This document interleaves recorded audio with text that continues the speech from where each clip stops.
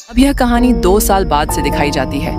यहाँ का शेर बहुत ही ईमानदार था और वह शिकार भी नहीं किया करता था, परंतु वह एक रात अचानक से शिकार करने लगा और दूसरे दिन अपने गुफा में और सबके सामने यही दिखता था कि मैं एकदम शरीफ हूँ और शिकार को तो हाथ भी नहीं लगता हूँ। और धीरे धीरे उसे जंगल में से एक एक जानवर गायब होने लगे थे।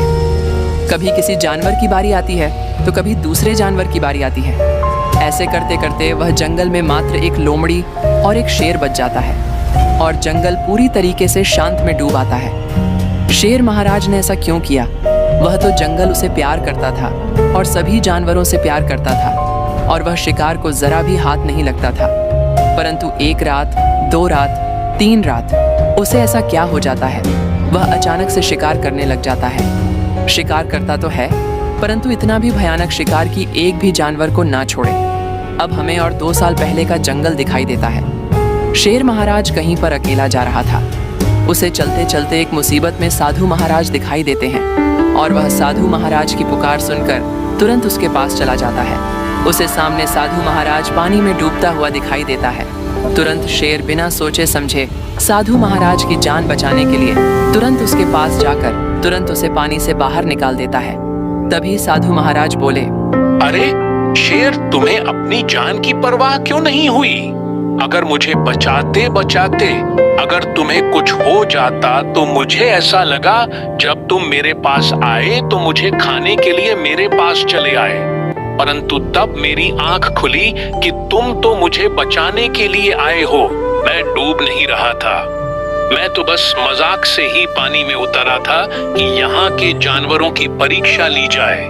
अगर कोई मेरी परीक्षा में पास होता है तो मैं उसे कुछ देता हूँ। मुझे तुम्हारी एक बात अच्छी लगी, तुम शेर होने के बावजूद भी मेरी जान बचाई। तुम्हारे पास अच्छा मौका था मुझे खाने का। परंतु शेर पूरी तरीके से उदास था। वह साधु महाराज की बात तो सुन रहा था, परंतु एक बात से देखा जाए तो वह बात सुनी नहीं रहा था। उसका ध्यान तो और कहीं घूम रहा था। यहाँ के जानवरों से वह बहुत प्यार करता है, परंतु साधु महाराज ने जो जो कहा था उसने ठीक ठाक सुना भी नहीं था और वह बहुत ही उदास था।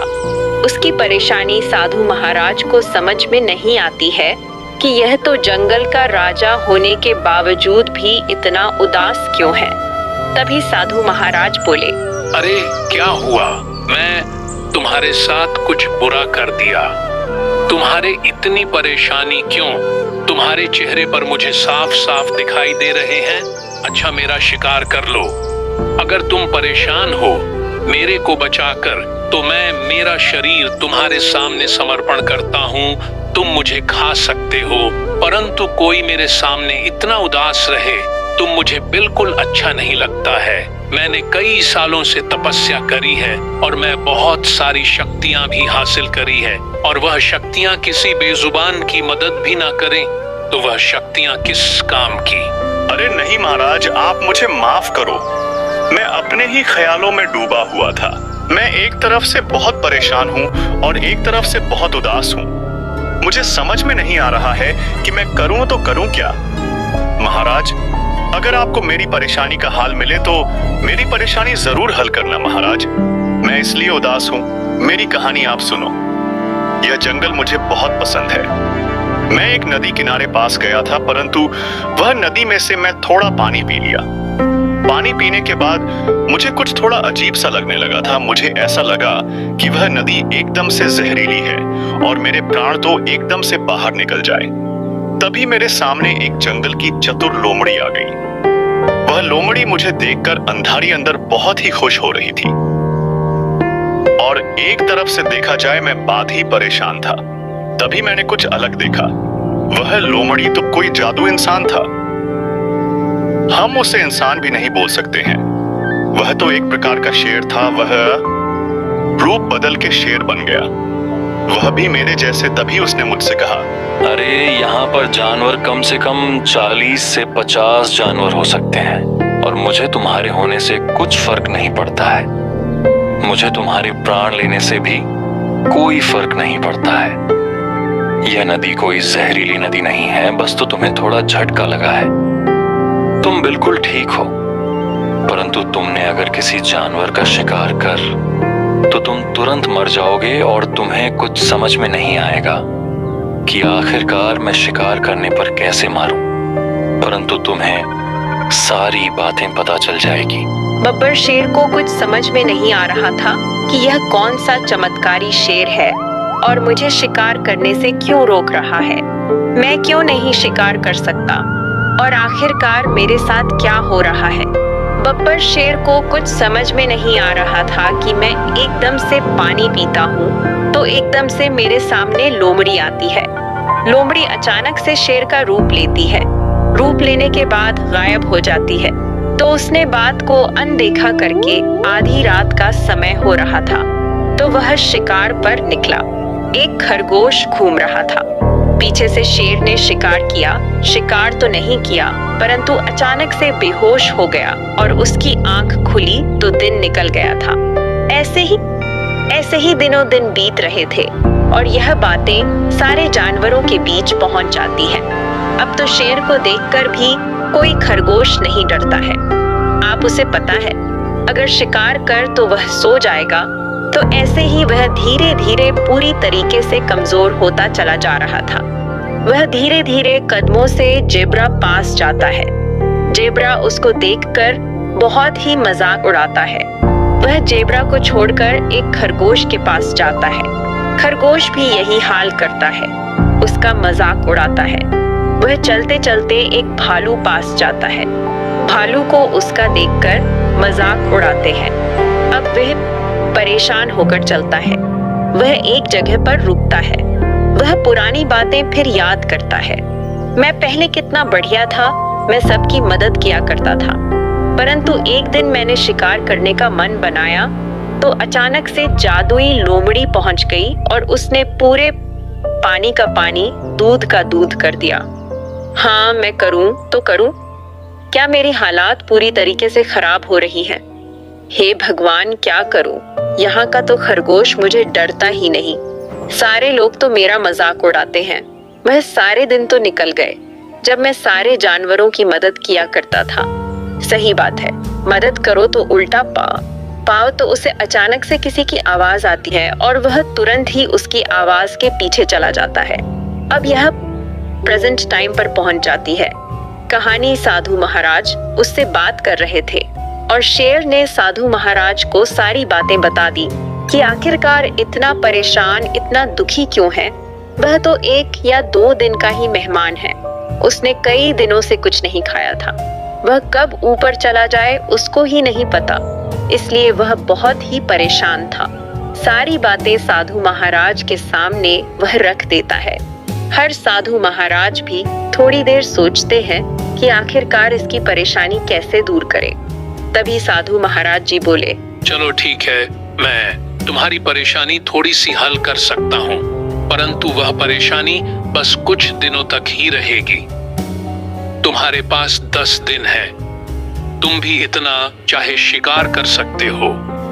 उसके बाद तुम्हारे ऊपर जो दिया हुआ श्राप है मैं वहां तोड़ नहीं सकता हूँ, परंतु इतना तो कर सकता हूँ कि तुम खुशी खुशी से 10 दिन जियो। मेरी तो यही कामना है कि तुम पूरी जिंदगी आराम से जियो और सारे जानवरों की मदद करो। तुम्हारे इतने ऊपर इतना दुख सवार है, इसलिए मैं तुम्हें परमिशन दे रहा हूँ। 10 दिनों के लिए तुम जितना चाहे स्वीकार कर सकते हो। साधु महाराज इतना बोलकर तुरंत वहां से गायब हो जाते हैं। अब तो शेर महाराज का परम सीमा उमड़ रही थी। अब तो उसे बहुत सारा शिकार करने का मौका मिला था। पहला दिन निकल आता है। खरगोश उसका मजाक उड़ा रहा था। खरगोश के पास शेर चला जाता है और तुरंत ही बिना सोचे समझे उसका शिकार कर लेता है। अब तो खरगोश को भी नहीं पता किया महाराज आखिरकार शिकार कैसे करने लगा और आज उसने थोड़ा सा पेट भर खाना खाया था। ऐसे ही करते करते 3 दिन खत्म हो जाती है। अब यहाँ के जानवर बहुत ही डर गए थे। अब धीरे धीरे उसका शिकार करना भी बढ़ चुका था। अब यहाँ के सारे जानवर खत्म हो चुके थे। यहाँ पर मात्र एक लोमड़ी, एक शेर बचा हुआ था। अब तो शेर का आखिरी दिन। शेर पूरी तरीके से पागल होकर सारे जानवरों का शिकार कर लिया। वह आखिरी बार वही नदी किनारे पर जाकर पानी पीने का सोचता है। वह पानी पीने के लिए चला जाता है। वह पानी भी पी लेता है। वह आराम से वही नदी किनारे पर जाकर बैठ जाता है। बैठे बैठे उसका दिन समय खत्म हो रहा था और आखिरकार दिन निकल आता है। और शेर तो पूरी तरीके से हैरान था कि मैं 10 दिन के बाद भी जीवित हूँ। यह कैसा हो सकता है? उसके पास वही अचानक से लोमड़ी आती है।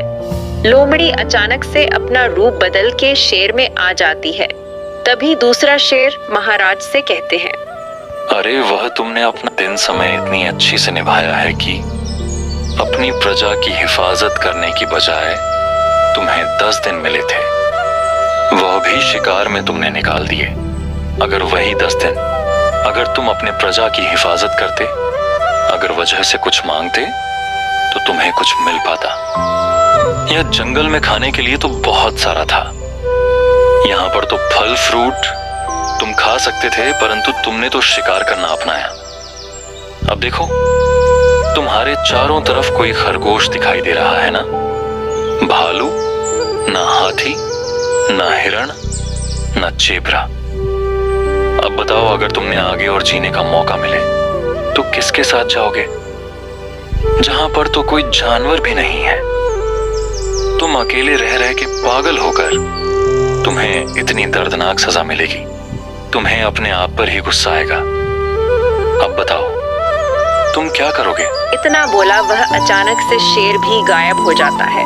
अब बब्बर शेर को उसकी बातें बताने वाली कहानी पर घूम रही थी। अब उसे समझ में आता है कि यहाँ के जानवर तो मैं सही में शिकार करके खा लिया। वह चलते चलते बहुत सारे जानवरों को ढूंढता है, परंतु उसे जंगल में सब वीरान सुनसान दिखाई देता है और वह धीरे धीरे शिकार न मिलने के कारण, शिकार न करने के कारण धीरे धीरे वह कमजोर होता चला जाता है। एक समय ऐसा आता है कि वह बिना खाए पिए ही चला जाता है। उसने फल फ्रूट खाना भी बंद कर दिया था। उसे अपनी गलती का इतना पछतावा हो गया था कि वह जिए के जीना भी नहीं चाहता था। उसने तो पहले पानी पीकर एक गलतफहमी मन में डाली थी। दूसरे शेर ने और साधु महाराज को इतनी दुख भरी कहानी बताई। साधु महाराज का जहाँ कहना था कि शराब पूरी तरीके से खत्म कर दिया है, साधु महाराज खुद उसे 10 दिन के बाद दर्शन देना चाहते थे। वह बात शेर को नहीं बताता है। शेर तो अपने खुशी खुशी में 10 दिनों तक इतना शिकार करता है कि सारे जानवर विलुप्त हो जाते हैं। अब धीरे धीरे वहीं पर शेर खत्म हो जाता है। अब यह जंगल पूरी तरीके से वीरान में डूब गया था। शेर को कुछ समझ में नहीं आता है। शेर को तो सुधारने का मौका मिला था कि सारे जानवरों के साथ मिलजुल कर रहा हूँ, परंतु उसने कुछ अलग ही अपने का सोचा था। इसी के चलते चलते वह भी खत्म हो जाता है। दूसरा शेर तो परीक्षा ले रहा था शेर महाराज की, परंतु शेर महाराज परीक्षा में फेल होता है और यहाँ पर 30 से 40 जानवर भी मारे जाते हैं। अगर आपको कहानी भी पसंद आई होगी तो आप लाइक करके चैनल को सब्सक्राइब कर सकते हो। मिलते ऐसे ही मजेदार कहानी में।